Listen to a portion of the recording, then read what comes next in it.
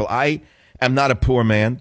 I've worked my way out of the hole, but I walk the streets and I know what they look like. I understand what the infrastructure looks like, and it's a disaster. We're an embarrassment in the world of today. China has greatly surpassed us. If you look at Shanghai, it's a miracle compared to what we have here in America. How did Shanghai surpass us? How did that happen? They passed us because they did not occupy themselves with issues that are not related to progress. Issues such as, let's make sure that no child is left behind. Yeah, let's make sure that minority contractors get enough contracts to make it look good and they can't do the job, for example. Let's spend a certain amount of every construction dollar on unrelated problems such as so-called global warming and make sure we don't build that bridge. In China, they just build that high-rise and build that bridge. They're not worried about making it look good on a brochure. They are not worried about 8A set-aside projects, which I hope you know what they are. I'm sure you do know what they are. 8A set-asides are those projects for which no one can bid on. And I worked for Uncle Sam for over 30 years, and I worked for the state of Kentucky for many, many years. And I'm an old feller, as you and I have talked, but the 8A set-asides are for minorities only, and then occasionally a female bidder can bid on them, but the 8A set-aside jobs are for minorities only. And when you get a minority in there, the guy will come in, he won't know anything about what he's doing. It's a learning process for them. So we automatically, when we were, and I was a project manager for Uncle Sam to the tune of hundreds of millions of dollars of projects years ago, but nonetheless, the 8A set-aside contractors were allowed automatically 25 to 30% premiums over the rest of the contractors because it was a learning process for them. Yeah, I see. I know how it works. In other words, affirmative action contractors. We all know we're suffering as a result of it. They don't have that problem in China, do they? No, I don't think they have. No, they don't have that problem. That's why I'm opposed to it, because I've said this 25 years ago when I said without quality, there can be no equality. And that's something Obama ought to put in his pipe. But were it not for affirmative action, that man never would have gone to Columbia. Were it not for affirmative action, he never would have gotten through Harvard. Were it not for affirmative action, he never would have become a congressman. Were it not for affirmative action, he never would have become president. I think that says it all. We don't have to beat this one up. Enid, I'm sending you a copy of my novel written by an unaffirmative action author. It's called Countdown to Mecca by Michael Savage. 855-400-7282. That's the phone number.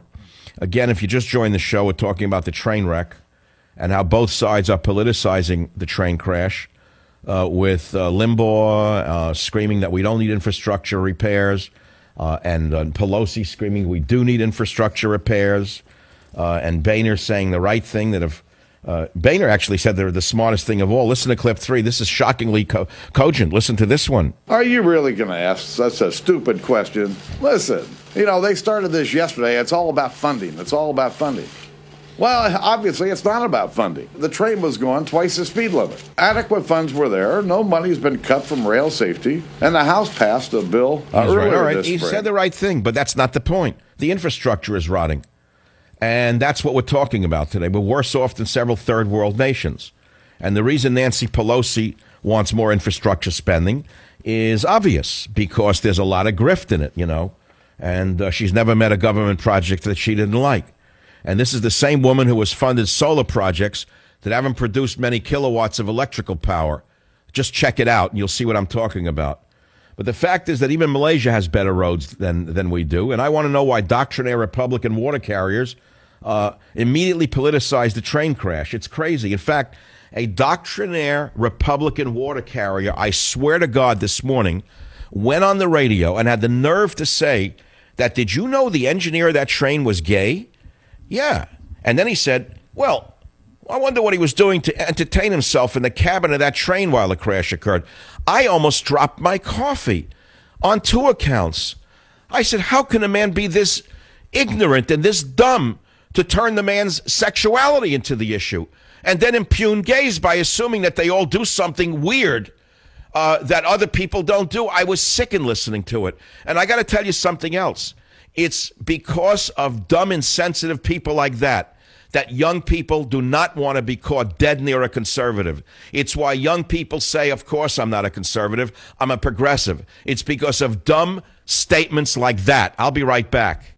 Join the Savage Nation. Call now, 855-400-SAVAGE, 855-400-7282. Savage. My Savage Nation is sponsored by SwissAmerica.com, the only company I trust to protect my wealth with gold and silver. Call 800-BUYCOIN. Well, I'd be remiss if I didn't read 2 pages from Countdown to Mecca. So now we're in the middle of the book, and without giving away the plot, the general's having a party for his kids, and he comes home and he turns white when his wife tells him that she let 2 clowns into the house. And the general turns white with horror for reasons I've told you before. And chapter 24 begins like this. General Montgomery Morton spotted the pair of clowns from the front door of his suburban house. There were so many guests that the driveway had filled up quickly, forcing many motorists to park along the street. The man clown and the woman clown looked to be heading for a minivan wedged in among the many other vehicles. Monty, it was his wife coming from around the side of the house. Go back to the party, he instructed tersely. No matter what happens, keep the kids there. Monty, she repeated hollowly. But he was already running. Do as I say was all he left her with. The front lawn was large enough, the grass thick enough, and the clowns were so intent on reaching their vehicle that they didn't hear or see Morton coming. Don't move, he said from behind them. The man clown did as he was told, his shoulders stiffening. But the woman was obviously not used to being caught. She turned slowly in place, her eyes wide and fearfully defiant. Her eyes, the eyes of a Nordic wolf. Morton knew instantly who she was, and by extension, who the man clown must be as well. He fought the mix of guilt and rage that splashed inside him as he glared at them from inside his pounding head. I believe you have something that belongs to me, Morton said, trying to keep his voice from succumbing to the rage he felt. Finally, the man clown turned to face him. The tag from the fantasy fetish wardrobe store where they'd stopped en route was still hanging from his sleeve. The man clown said, we don't know what you're talking about. The man clown took a step toward him, and Morton raised the suppressed 6-hour MK-25, keeping it close to his stomach and shifting his body so it would still stay out of sight of the house and any snoopy neighbors. Stay there, General, Morton commanded. And you know exactly what I'm talking about, damn it. Return it and you might still walk away. You wouldn't kill us here, the man clown guessed, his lower jaw stiffening. Do as I said or you'll be dead in a second. The police would find you on my property with my property, General Morton went on. I wouldn't even be arrested. Sammy and Anna both hesitated. Morton held out his free hand. Give me the drives. The woman clown took a step forward, but her partner put his arm out to stop her. Not going to happen, Sammy said. Your move. The cops might let you off, but what about your boss or your partners? Worse for me if I let you go, General Morton assured them. Last chance. Anna clung to Sammy, her frizzy-wigged head bizarrely buried against his puffy striped shoulder as a silent Ford C-Max hybrid came to a stop parallel to them. Or what, came a voice from the passenger window of a dark 190-horsepower sedan parked by the curb just yards away. Well, guess who's in that one? It's old Jack Hatfield. Or what, General Morton, Jack Hatfield repeated from the window, holding nothing more dangerous than a digicam. Let the world know what you're planning. And I'll stop right there. That's in the middle of Countdown to Mecca.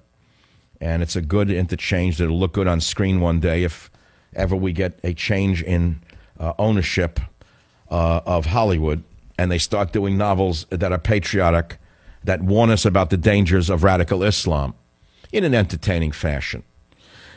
Okay, now let's play some sound in the remaining seconds of this hour. Here's President Obama putting down private schools while his own children go to Sidwell Friends where the tuition is $35,000 a year. Let's hear the double talk. Those who are doing better and better, more skilled, more educated, luckier, having greater advantages, luckier, are withdrawing from sort of the commons.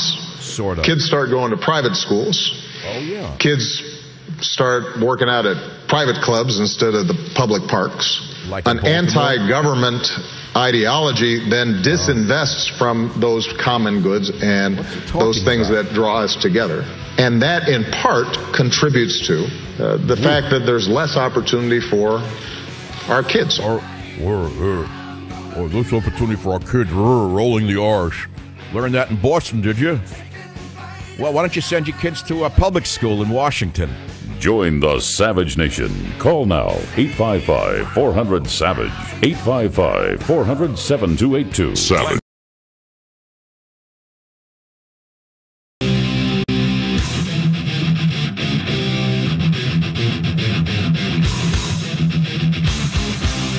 Warning. The Savage Nation contains adult language, adult content, psychological nudity. Listener discretion is advised.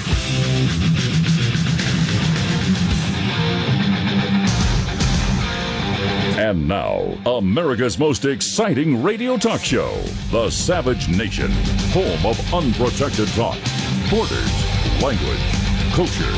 And here he is, Michael Savage. Those who are doing better and better, more skilled, more educated, luckier, having greater advantages, are withdrawing from sort of the commons. Kids start going to private schools. Oh. Kids start working out at private clubs instead of the public parks. An anti-government ideology then disinvests from those common goods and those things that draw us together. And that, in part, contributes to the fact that there's less opportunity for our kids. Okay, so he goes on the MSNBC program and he knocks private schools because it leads to less opportunity for our kids. Well, is it not true that his lovely daughters go to a private school called Sidwell Friends? And the lower school's tuition is $37,750. But that includes hot lunch and textbooks. But it's not Michelle Obama's hot lunch. It actually has food value. The middle and upper schools charge $37,750, but that includes a hot lunch. But again, the children are not beaten up with Michelle's design for a lunch. And in addition to the $37,750 in tuition for these schools, middle school textbooks and laptop fee, grade 5 through 8 is $440. Upper school textbooks, $500 to $700. Bus transportation is optional. Daily trips between Washington, D.C. and Bethesda, Maryland campuses, $850 one way, $1,250 round trip. Then, of course, in this private school that his children go to, lower school aftercare, which is optional, 1 to 5 days per week, $1,500 to $5,775. And middle school aftercare, optional, $2,800. And so you ask, why doesn't he send his children to public school? Duh, because it's not safe, and two, the education is better in a private school, which is why children who can afford to are sent, whose parents can afford to, are sent to private school.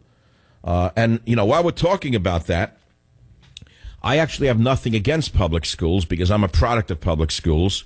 Public schools in New York City. I then went to Queens College of the City University of New York, where tuition was free because I didn't have the money. My father didn't have the money to send me to a, quote, private school, as some fathers did, and children who were lucky went away to those schools. He said, I'm not paying for it. I don't have the money. If you want to go, it's too bad. Period. I was very angry. I wanted to go to a school out of town and be away from the family, but I couldn't go because we didn't have the money. Went to a public school. And then what happened then? I went and got graduate degrees. Again, public universities. Finally getting my PhD from the University of California at Berkeley, a public university. Without the public university, I wouldn't have had any of my degrees. So you're going to listen to these dumbbells. They're going to say, well, privatize the universities. Or let those spoiled brats pay for it. Don't you understand there's a limit to rhetoric? And rhetoric has consequences. It's a continuation of the infrastructure discussion.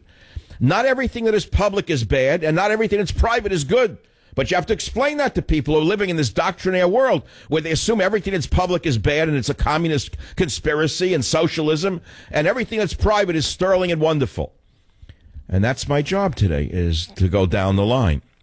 But when you have a lying president who literally deconstructs everything good and constructs everything that's bad into something that's good, it's my obligation to take it on.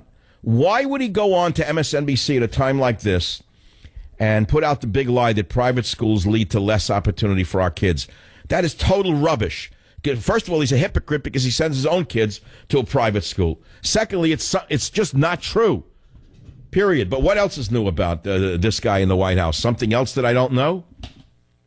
So let's go back to the infrastructure discussion. If you missed it, I would say you missed one of my better programs over the 21 years I've been in the radio business. I was talking about the train crash, and I was talking about how knee-jerk Republican water carriers, immediately attacked the liberals for